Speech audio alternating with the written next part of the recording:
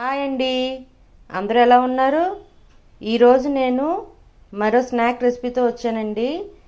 ఇవాళ నేను చేస్తుంది మింట్ కోరియండర్ శాండ్విచ్ అండి. ఇది అండ్ చీజ్ కూడా వేస్తున్నాను.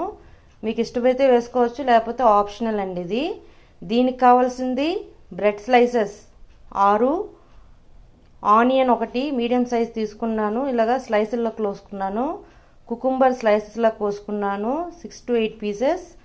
Melted butter, grated cheese.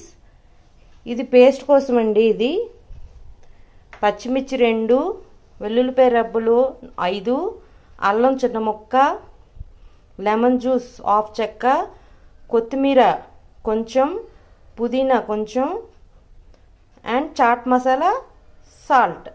ఇవన్నీ కలిపి గ్రైండ్ చేసుకోవాలండి పేస్ట్ లాగా.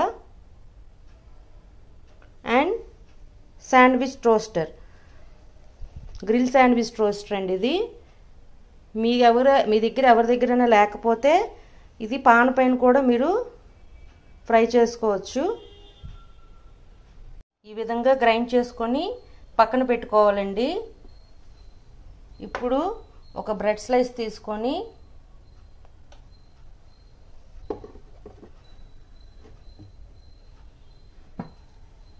ఈ బ్రెడ్ పైన బటర్ అప్లై చేయాలి.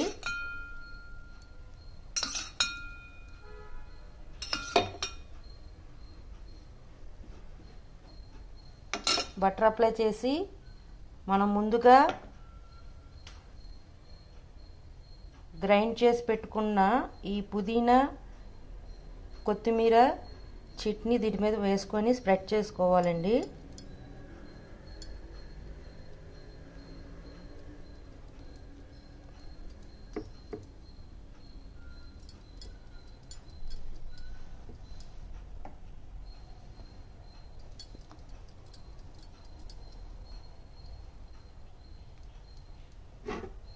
ఇలా స్ప్రెడ్ చేసుకున్న తర్వాత కుకుంబర్ స్లైస్, ఆనియన్ స్లైస్, టమాటా కూడా వేసుకోవచ్చు, కానీ నేను వేయలేదు.